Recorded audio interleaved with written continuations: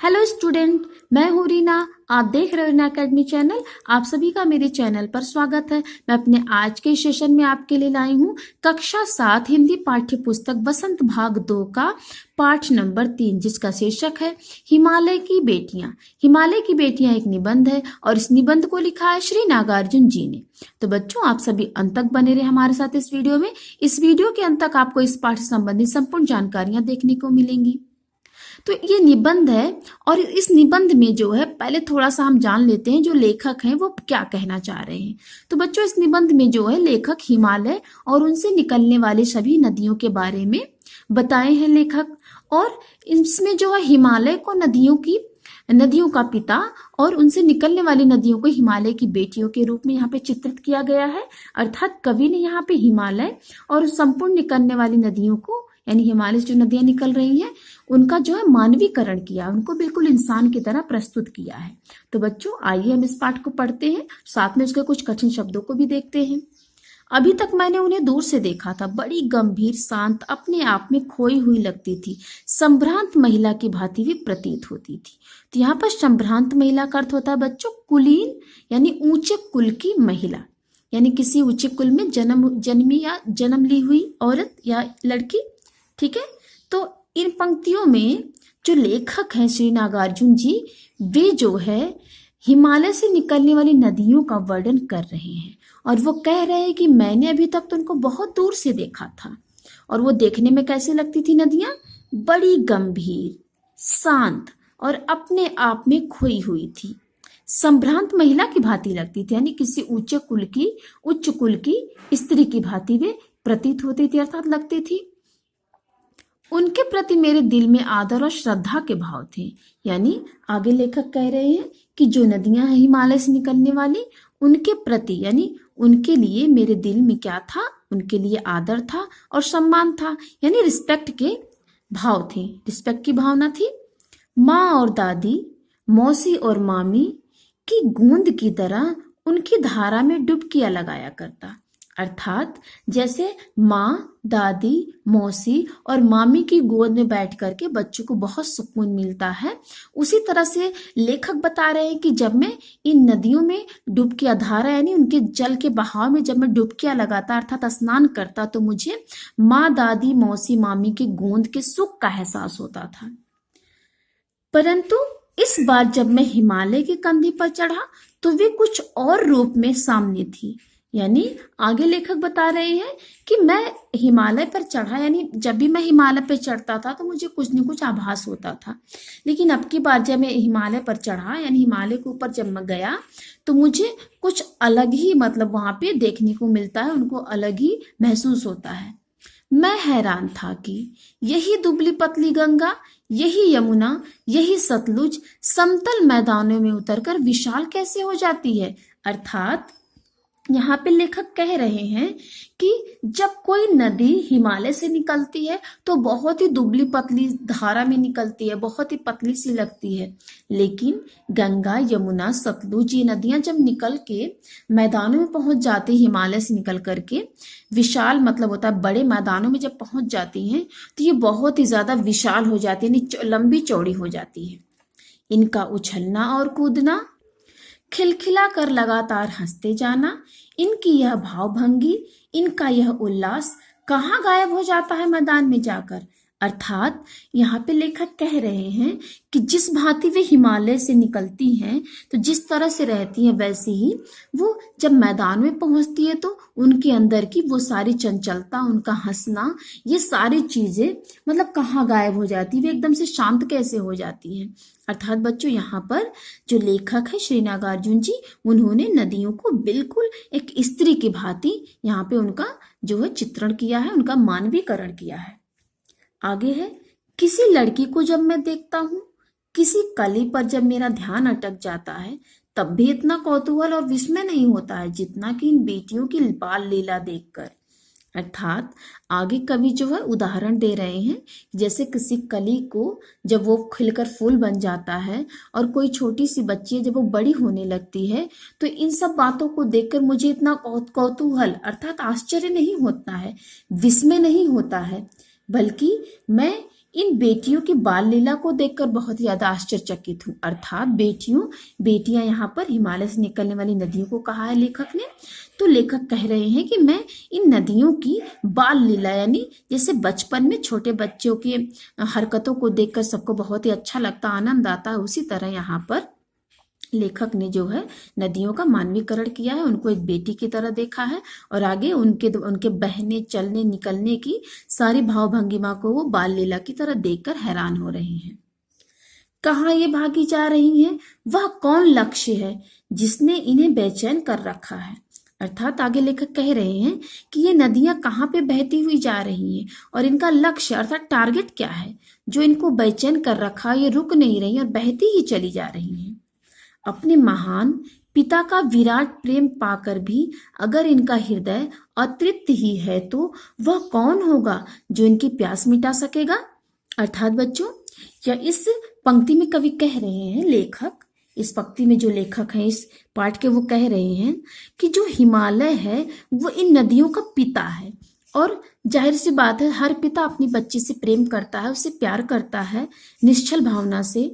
तो आगे कवि ये लेखक कह रहे हैं इसमें कि जब इन नदियों को अपने महान पिता हिमालय से भी प्यार पा करके ये अतृप्त नहीं है, अर्थात इनको संतोष नहीं है, इनकी प्यास नहीं मिटी है प्रेम की, तो फिर इनको कौन प्रेम कर सकेगा? बिल्कुल पिता की तरह। आगे है, बर्फ जली नंगी पहाड़ियां, छोटे छोटे पौधों से भरी घाटियां, बंधुर आदित्यकाएं, सरसब्ज उपत्यकाएं, ऐसा है इनका लीला निकेतन। अर्थात ये नदियां बर्फ से जमी नंगी पहाड़ियों से निकलती हैं, छोटे छोटे पौधों से भरी घाटियों से को पार करते हुए आगे बढ़ती हैं, बंधुर आदित्यकाएं यानी पहाड़ के ऊपर से भी चढ़ के निकलती हैं, सरसब्ज उत्प्यकाएं, ऐसा है इनका लीला निकेतन। तो यहाँ पे बच्चों पहले हम इसका अर्थ देख लेते हैं। तो बंधुर आदित्यकाएं मतलब होता है पहाड़ के ऊपर के समतल भूमि, जिसको टेबल लैंड भी कहते हैं इंग्लिश में। सरसब्ज उपत्यकाएं, इसका अर्थ होता है पहाड़ के पास की भूमि, यानी तराई या फिर घाटी। तो आगे कभी कह रहे, इसमें लेखक कह रहे हैं कि जो नदियां हैं ये बर्फ से जमी नंगी पहाड़ियों को पार करके आगे बढ़ती हैं, छोटे छोटे पौधों से भरी घाटियों को पार कर देती हैं, पहाड़ के ऊपर समतल जो मैदान है, समतल भूमि, उसको भी पार करके आगे बढ़ गई हैं, और पहाड़ के पास की जो भूमि है, तराई है, घाटी है, उसको भी पार करती हुई, बिल्कुल जो है लीला करती हुई, खेल रचाती हुई, ये सब जो है आगे निकलती चली जा रही हैं। खेलते खेलते अभी जरा दूर निकल जाती हैं तो देवदार, चीड़, सरो, चिनार, सफेदा, कैल के जंगलों में पहुंचकर शायद इन्हें बीती बातें याद करने का मौका मिल जाता होगा। मतलब आगे जो है जो लेखक वो कल्पना कर रहे हैं कि ये जो सारे पेड़ों के नाम है, ये सब बच्चों ये पेड़ के नाम है, ये सब पेड़ जो है, इन सब पेड़ों को, जंगलों को पार करती हुई ये नदियां आगे बढ़ रही हैं। तो अपनी पिछली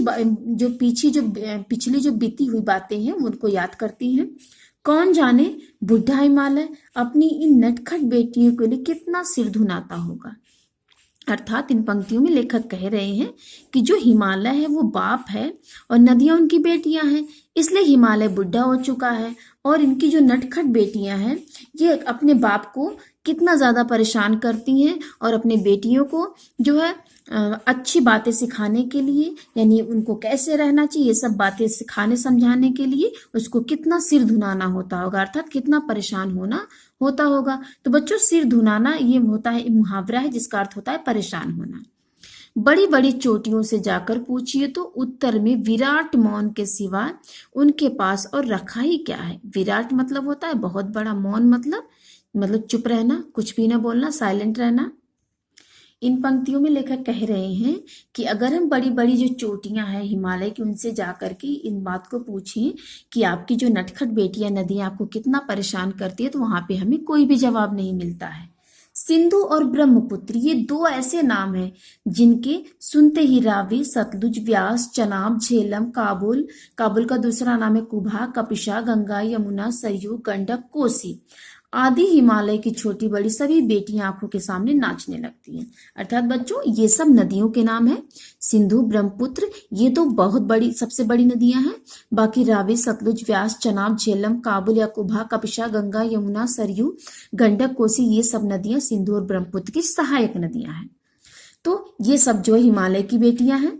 वास्तव में सिंधु और ब्रह्मपुत्र स्वयं कुछ नहीं है। मतलब आगे लेखक कह रहे हैं कि जो सिंधु और ब्रह्मपुत्र ये अकेले कुछ भी नहीं है, बल्कि दयालु हिमालय के पिघले हुए दिल की एक एक बूंद ना जाने कब से इकट्ठा होकर इन दो महानदों के रूप में समुद्र की ओर प्रवाहित होती है। अर्थात ये जो सब नदियों के नाम दे रखे, ये सब नदियां जो है सहायक नदियां सिंधु और ब्रह्मपुत्र को मिला करके बहुत ही बड़ी सी नदियां बनती है।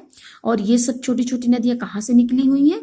दयालु पिता जो हिमालय है उसके दिल के पिघलने से जो जल निकलता है, उसी के एक एक बूंद से जो है ये सब नदियां बनी हुई है। कितना सौभाग्यशाली है वह समुद्र जिसे पर्वतराज हिमालय की इन दो बेटियों का हाथ पकड़ने का श्रेय मिला। आगे लेखक कह रहे हैं कि वो समुद्र बहुत ही ज्यादा सौभाग्यशाली यानी भाग्यशाली है, जिसे जो पर्वतराज हिमालय की इन दो बेटियां यानी सिंधु और ब्रह्मपुत्र को जो है अपने अंदर लेने का, उसको उनका हाथ पकड़ने का श्रेय अर्थात खिताब मिला है। जिन्होंने मैदानों में ही नदियों को देखा होगा उनके ख्याल में शायद ही ये बात आ सके कि बूढ़े हिमालय की गोद में बच्चियां बनकर ये कैसे खेला करती हैं। आगे लेखक कह रहे हैं कि जिन लोगों ने केवल मैदान में ही सिंधु और ब्रह्मपुत्र नदियों को देखा है तो उनको ये बातें नहीं पर समझ में आएंगी कि ये दोनों जो नदियां हैं सिंधु और ब्रह्मपुत्र की, ये हिमालय की गोद में कैसे कैसे मतलब अटखेलियां की हैं छोटी बच्चियों की तरह।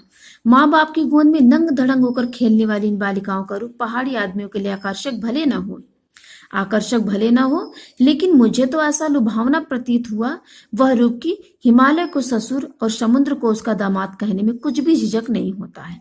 इन पंक्तियों में लेखक कह रहे हैं कि जैसे छोटी बच्ची होती है अपने माँ बाप के गोद में नंगा धड़ंगा होकर खेलती, उसी तरह से ये नदियां जो सिंधु और ब्रह्मपुत्र ये नदियां हैं, ये दोनों बिल्कुल छोटी सी बच्ची की तरह मुझे इनका रूप बहुत ही ज्यादा लुभावना यानी आकर्षक लगा।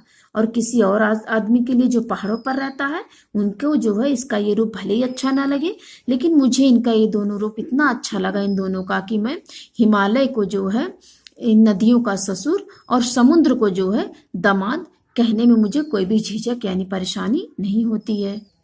अब आगे है, कालिदास के विरही यक्ष ने अपने मेघदूत में कहा था, वेत्रवती वेतवा नदी को प्रेम का प्रदान देते जाना, तुम्हारी वह प्रेसी तुम्हें पाकर अवश्य ही प्रसन्न होगी। यानी यहाँ पर बच्चों कालिदास द्वारा रचित एक मेघदूत एक जो है रचना है, उसी में जो है एक यक्ष होता है वो जो है निर्वासित हो गया है और उसके जो स्वामी थे कुबेर, उन्होंने उसको जो है अपने राज्य से बाहर निकाल दिया था। तो वो जो है अपनी जो प्रियतमा थी, उसकी जो पत्नी थी, उसको जो है संदेश भेजता है मेघदूत यानी मेघों के जरिए। तो उसी में वेतवत्री बेतवा नदी का जो है जिक्र किया गया, उसी के बारे में यहाँ बताया जा रहा है। यह बात इन चंचल नदियों को देखकर मुझे अचानक याद आ गई और सोचा कि शायद उस महाकवि को भी नदियों का सचेतन रूपक पसंद था। यानी यहाँ पर जो कालिदास द्वारा रचित मेघदूत की बात जो है इन पंक्तियों में लेखक बता रहे हैं, उसमें आगे बता रहे हैं कि इन सब बातों को देखकर ये समझ में आ रहा है कि उस समय जो महाकवि थे कवि कालिदास, उनको भी नदियों का सचेतन रूप यानी बिल्कुल नदियों को इंसान की तरह देखना भी पसंद था। दरअसल जो भी कोई नदियों को पहाड़ी घाटी और समतल आंगनों के मैदानों में जुदा जुदा शक्लों में देखेगा वह इसी नतीजे पर पहुंचेगा। अर्थात लेखक कह रहे हैं कि जो भी नदियों को उनके पहाड़ियों से निकलते, घाटियों से निकलते, फिर समतल आंगन जैसे मैदानों में जाते हुए अलग अलग शक्लों में देखेगा वो इस नतीजे पर पहुंचेगा जैसे कवि कालिदास पहुंचे थे। काका कालेलकर ने नदियों को लोक माता कहा है। आगे जो काका कालेलकर एक लेखक हैं, कवि हैं, उन्होंने नदियों को लोक माता कहा है। किंतु माता बनने से पहले यदि हम इन्हें बेटियों के रूप में देख ले तो क्या हर्ज होगा। आगे लेखक कह रहे हैं कि ये माता तो है ही, लेकिन अगर इनको हम बेटी के रूप में देखेंगे तब भी हमारा कुछ नहीं बिगड़ने वाला है। और थोड़ा आगे चलिए, इन्हीं में अगर हम प्रेसी की भावना करें तो कैसा रहेगा। यानी प्रेसी का अर्थ होता है प्यार करने वाली स्त्री। ममता का एक और भी धागा है जिसे हम इनके साथ जोड़ सकते हैं। बहन का स्थान कितने कवियों ने इन नदियों को दिया है। एक दिन मेरी भी ऐसी भावना हुई थी। थो लिंग तिब्बत की बात है, मन उचट गया, तबीयत ढीली थी, सतलज के किनारे जाकर बैठ गया। दोपहर का समय था, पैर लटका दिए पानी में। थोड़ी ही देर में उस प्रगतिशील जल ने असर डाला, तन और मन ताजा हो गया तो लगा मैं गुनगुनाने। अर्थात बच्चों, इन पंक्तियों के माध्यम से लेखक कह रहे हैं कि नदी जो है माता के रूप में भी है, बेटी के रूप में भी, प्रेयसी अर्थात प्यार करने वाली स्त्री के रूप में भी है, बहन के रूप में भी है। अर्थात इस पंक्तियों में लेखक ने उसको हर रूप में स्वीकार किया है। आगे जो है, एक दिन लेखक का मन जो है कुछ परेशान था, तो वे जो है चले गए जो है गंगा किनारे। वहां पर जो है वे बैठे और पानी के अंदर पैर डाल दिया तो उनका मन ताजा हो गया और वो जो है गाने लगे, जय हो सतलज बहन तुम्हारी, लीला अचरज बहन तुम्हारी, हुआ मुदित मन हटा खुमारी, जाऊं मैं तुम पर बलिहारी, तुम बेटी यह बाप हिमालय, चिंतित पर चुपचाप हिमालय, प्रकृति नटी के चित्रित पट पर अनुपम अद्भुत छाप हिमालय, जय हो सतलज बहन तुम्हारी। अर्थात बच्चों, इन पंक्तियों के माध्यम से जो लेखक श्री नागार्जुन जी हैं, उन्होंने यहाँ पर नदियों की लीला को अचरज माना है और ये कहा है कि मतलब हमारे मन में जितनी भी खुमारी थी, जितनी भी परेशानियां थी, वो सब हट गई है, क्योंकि मैं तुम्हारे पास आया हूँ, तुम्हारे जल में पैर डाल के बैठा हूँ, इसलिए मैं तुम पर बलिहारी हो गया हूँ, तुम पर रीझ गया हूँ। तुम बेटी हो और ये हिमालय तुम्हारा बाप है, और हिमालय चुपचाप है, चिंतित है, और प्रकृति नटी यानी जो ये प्रकृति है, ये प्रकृति बिल्कुल एक नटी की भांति यानी एक वीरांगना की भांति चित्रित पट पर मतलब इस समय जो है चित्रित हो रही है, दिखाई दे रही है, और अपनी अनुपम और अद्भुत छाप जो है हिमालय जो है छोड़ रहा है इस प्रकृति में। और इसलिए जय हो सतलज बहन तुम्हारी, तुम सभी बहनों को जय हो। तो बच्चों, ये था इस पाठ की संपूर्ण व्याख्या। तो कैसी लगी आपको हमारी वीडियो? अगर पसंद आए तो हमारे चैनल को सब्सक्राइब और वीडियो को लाइक जरूर करिए। तो मिलते हैं हम आपसे अपने अगले वीडियो में, तब तक के लिए धन्यवाद।